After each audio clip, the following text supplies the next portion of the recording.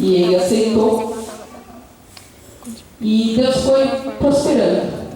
Foi prosperando muita gente. E Deus deu para nós uma filha maravilhosa. Só que no momento que o Rogério prosperava, ele ficava cada vez mais ausente de casa.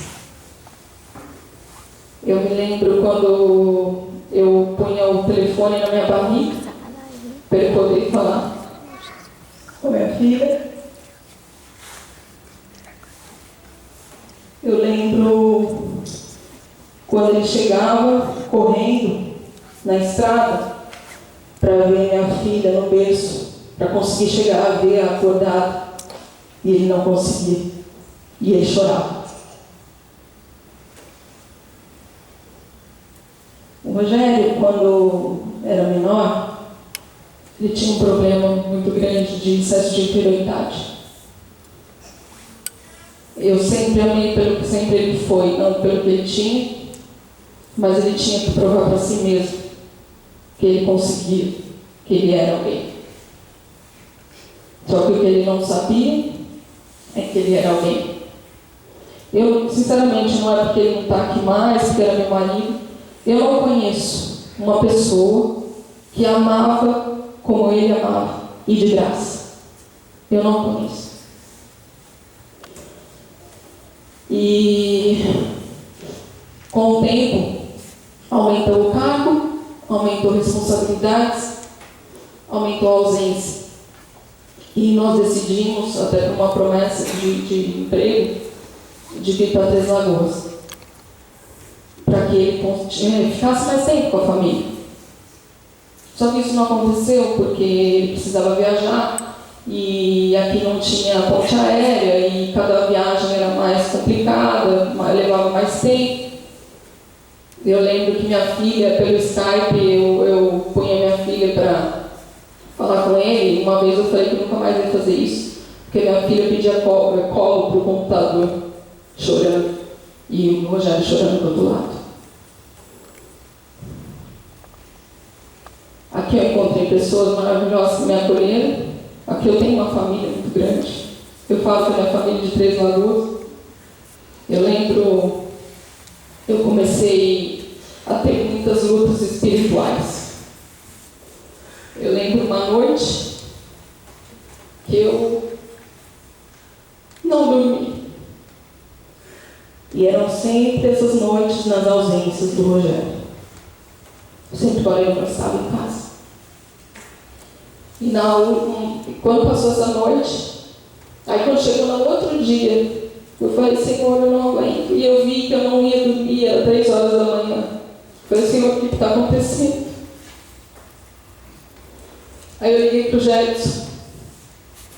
Você lembra disso, Jetson? Aí o Jetson atendeu ele e falou assim, que virou para a Gabi e falou assim, Gabi, se a Alessandra está pedindo ajuda porque realmente alguma coisa aconteceu, correu para casa. Chegando lá, ele orou comigo, a Gabi, nós ungimos toda a casa. Eu lembro que ele falou assim, vá quando você vai dormir e Deus vai te pegar no colo e você vai dormir no colo de Deus. E eu dormi. Só que cada vez que o Rogério ia viajar, eu sabia que alguma coisa ia acontecer, eu tinha isso na minha cabeça. E uma vez eu lembro que ele foi viajar e eu fiquei muito mal. Muito mal, da mesma forma eu falei, eu não vou dormir de novo, vai vir essa luta espiritual de novo. Aí eu lembro que eu chamei a Renata, ainda bem que eu tinha bastante gente. Aí eu lembro que a Renata, eu tinha que chegar em casa. Eu me ajoelhei. Falei, eu não sei o que está acontecendo, mas eu não estou conseguindo.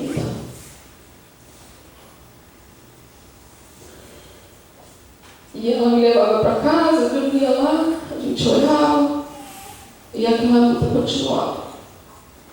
Foi quando nós decidimos que queríamos ir para São Paulo de novo, porque para diminuir um pouco essas viagens, essas coisas. Aí decidimos, eu falei, Senhor, me mostre se é para ir ou não é. E eu lembro que um dia eu acordei e veio na minha cabeça assim a palavra transferência. E uma coroa. Eu visualizei uma coroa de vitória. Aí eu falei para o Rogério, falei, olha, aconteceu isso e tal. Ele, não entendeu muito bem. Nem eu entendi. Aí ele chegou, ele foi bem trabalhar, aí ele me liga, logo de manhã, ele falou assim, você não sabe o que aconteceu. Eu falei, o quê? O diretor da empresa veio falar comigo e ele falou exatamente assim, eu estou preparando a sua transferência para São Paulo. Eu falei, amém, pai, então é para eu ir. Mas mesmo assim, aí eu meio duvidando, aí eu fui numa outra igreja de um amigo aqui, e ele olhava pelas pessoas e falava, eu vou lá olhar para ver se é mesmo para eu ir, né? A gente duvida às vezes, né, da vontade de Deus. Aí ele não sabia de nada o que eu estava pedindo, ele falou assim, olha, Deus está mandando te dizer para você nos prender para 3 Lagoas. Falei, tá. Sabe por quê? Porque existem 4 cantos dessa terra que tem que ser pregada a palavra de Deus. Eu falei, amém. Não entendi também, mas amém. Aí mudamos para São Paulo. O Rogério tinha estresse, ele tinha depressão. Eu via meu marido morrer aos poucos. Morrer em busca daquilo que não era Deus. Nesse mundo hoje, ao invés das pessoas buscarem o reino de Deus, amar as pessoas e usar o dinheiro, a gente esquece Deus, ama o dinheiro e abusa das pessoas. E isso me doía demais, porque eu falava para ele, eu falava assim, olha, sai desse emprego. Sabe? Não é de Deus. Não é de Deus. Deus não quer que uma família se separe. E ele falava para mim, mas eu não consigo confiar em Deus, que Ele vai prover. Ele estava diagnosticado com síndrome do pânico. Uma vez eu levei ele para o hospital com síndrome do pânico. Queriam que ele tirasse férias, ele não podia. Queriam que ele pedisse licença, o médico falou. Ele falou que não podia. Meu marido muitas vezes era 3 horas da manhã, ele saía de casa para viajar, para poder trabalhar. Não comia, não dormia, diversas vezes. Ele estava se matando. E uma vez eu lembro que eu briguei com ele, a minha briga com ele era só essa. Eu falei assim, escuta, você não precisa fazer isso. E ele falou assim para mim, você sabe quantas famílias dependem do emprego? Quantos homens estão lá naquela fábrica que se eu não for lá e resolver o problema, eles podem perder o emprego? Eu falava, então vai. E um certo dia, nós fomos viajar e ele conseguiu tirar uma semana de férias. E ele teve 2 dias nessas férias que ele teve uma febre muito alta. Ele já vinha tendo febre muito alta. Já há uns 15 dias ele não ia no médico, ia, voltava, falavam que não era nada. Aí ele quis viajar. Ele falou que era por mim, então não era claro essa viagem. Eu falei, amém. Fomos para um lugar que não tinha nem hospital. E ele teve que ir 2 vezes para um postinho para controlar a febre para poder vir embora, até vir embora. Eu estranhei uma coisa que no último dia ele quis ver o sol nascer. 5 horas da manhã. Chegando segunda-feira, mal, ao invés de ele ir no médico, o Marcelo sabe disso. Ele foi para Jundiaí numa reunião com o Marcelo. Quando ele chegou, eu não estava em casa. Tinha ido fazer a matrícula da Maria Clara na escola e ele estava morrendo no soco. E ele não queria o médico.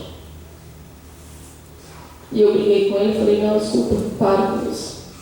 Eu vou chamar, tentei chamar SAMU, tentei chamar e não conseguia. Aí eu liguei pro pai dele, porque eu estava com a Maria Clara. Aí eu lembro que eu encontrei o pai dele no meio do caminho. Aí uma coisa que ele fez, ele foi entrar no carro, ele olhou para mim, ele falou assim, e entrou. Ele quis dizer, está na mão de Deus.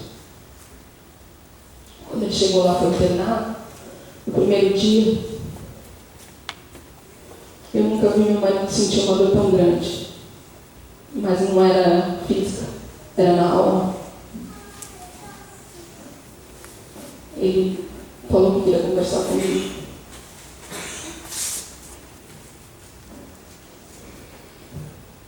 Ele confessou para mim que um certo dia ele, estressado, deprimido num hotel, ele viu uma cerveja e ele falou assim, só para eu dormir, porque ele já não conseguia nem dormir. Ele falou, só para eu dormir, eu vou tomar essa cerveja. No outro dia, ele já estava tomando uísque. E ele conhecendo pessoas nesse meio, em boteco, ele voltou a usar drogas. Por que isso acontece? Ele estava buscando o reino dos céus em primeiro lugar? Não. Ele não estava revestido do Espírito Santo, ele não estava com a espada, ele não estava com a palavra, ele só queria prover aquilo que ele achava que era necessário para mim e para Maria Clara. E ele se esqueceu de Deus. E engraçado é que isso aconteceu logo depois de ele fazer o papel de Jesus Cristo. Teatro aqui. E aconteceu que ele conseguiu confessar isso para mim.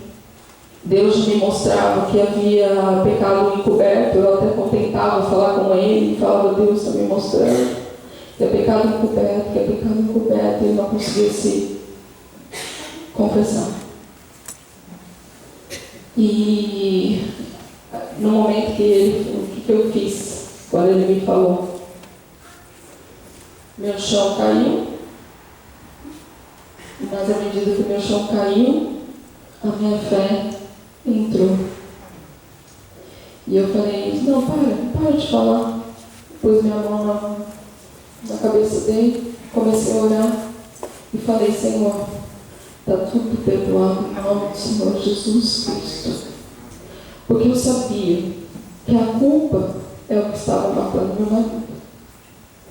Meu marido, ele cresceu melhor em tudo.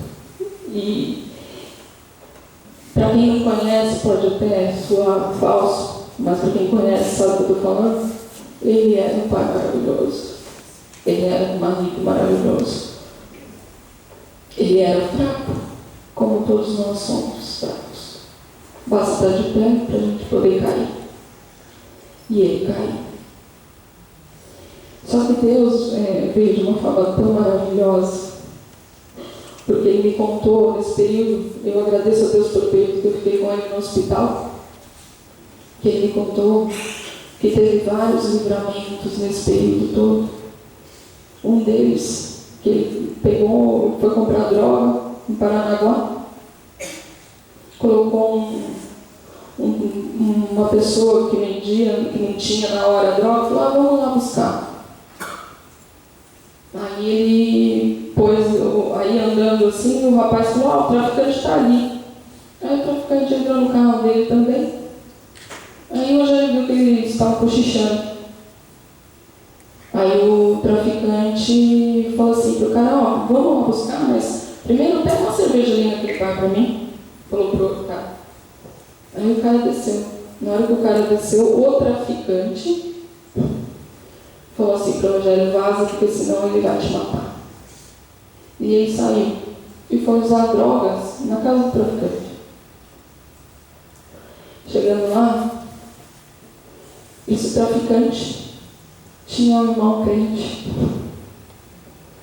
E depois que ele estava voltando, saindo da casa do traficante, esse irmão chegou e falou assim para ele: olha, você me desculpa, mas eu estava mandando te dizer que ele acabou de te livrar da morte e que não é isso que ele quer para você. Ele não sabia nada do Rogério.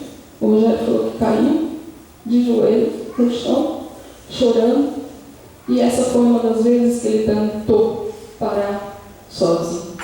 E sozinho a gente não consegue.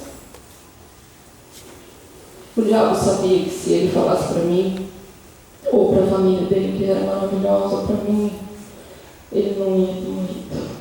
Ele estaria aqui hoje. E o diabo, ele planta a culpa, porque ele quer ceifar a vida.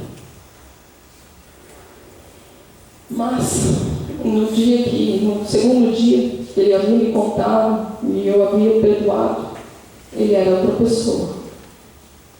Eu falava, até brincava, falava assim: nossa, eu nunca te vi tão lindo assim, com essa camisolinha, né? Aquela camisolinha de hospital. Eu falava: você tá lindo, tá lindo. E ele começou a chorar, e ele falava assim para mim: essa foi a melhor coisa que me aconteceu. E ele chorava e ria ao mesmo tempo, e ele falava assim: moça, você não sabe, ele fala comigo. Deus falava com ele. Ele falou: eu estou convertido de novo. Ele falava para a mãe dele, falava assim: mãe, pode arrancar uma perna minha, eu vou estar feliz. Ele estava no braço do pai. E começou uma correria que ele tinha. Ele ligava para os funcionários dele: Isaac, não faz isso com a sua vida, cuida da sua família. Ele ligava para o Flávio: Flávio, não faz isso com a sua vida. E começou a querer falar com as pessoas, e eu estranhei aquela rapidez, né? Aquela pressa de falar. E uma das coisas que ele me falou é que no dia 31 de outubro, no aniversário dele, ele tinha ido no médico porque ele estava com febre e antes de viajar.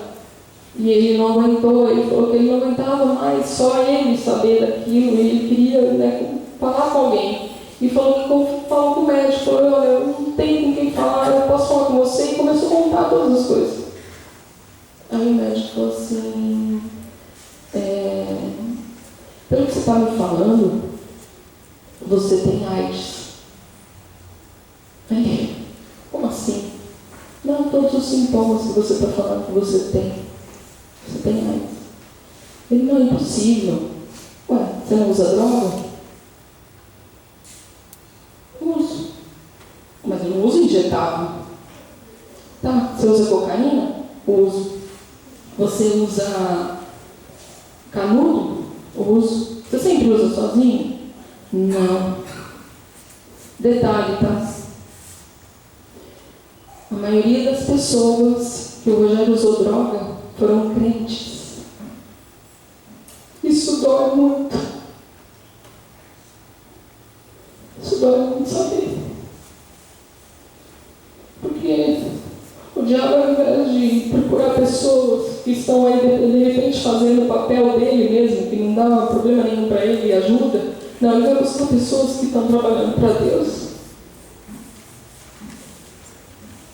E a gente não pode ficar parado, a gente não pode ficar aqui sentado. E o médico falou para ele, falou: olha, você usa cocaína? Usa. Com canudo? Usa. Usa com outras pessoas? Usa. E você não sangra o nariz? Sangra. Isso no dia do aniversário dele. A partir daí, ele tinha certeza já que tinha, não me falou nada. E orava a Deus. Ele falou que a única oração que ele fazia: Senhor meu Deus, não importa o que aconteça, só não saia de perto de mim. E ele foi preparando tudo. Ele sabia que ele ia. Ele não quis se tratar, porque ele tinha, acho que, vergonha. E muitos, eu lembro de um caso que aqui em Três Lagoas, chegou uma pessoa na minha rua quando eu estava lavando a calçada,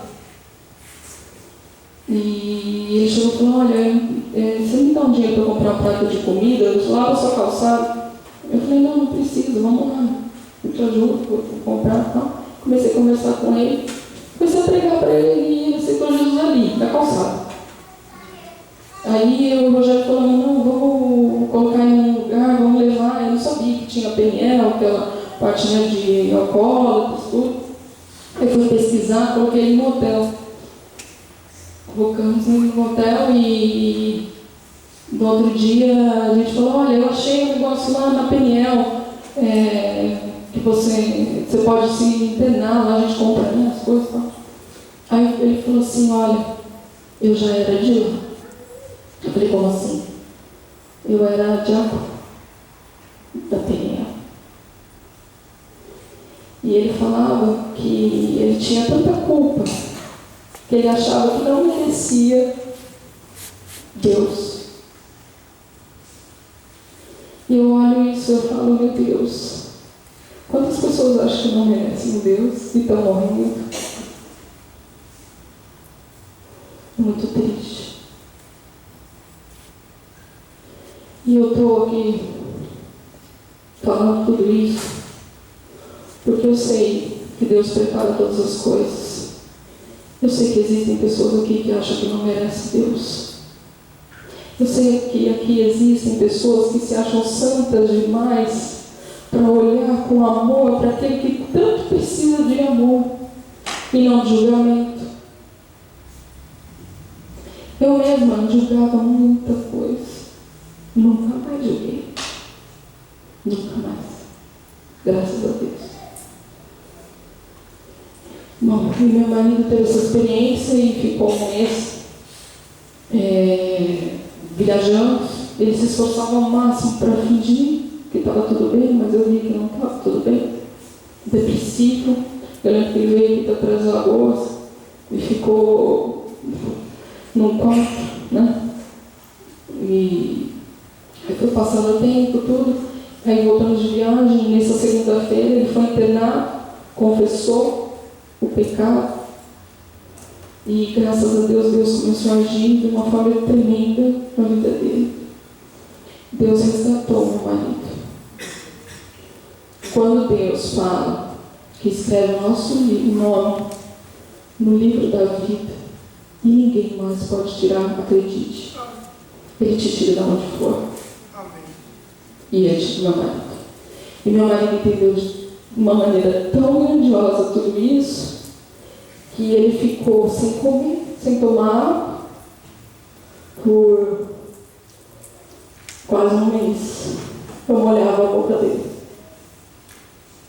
E ele, em nenhum momento, reclamou.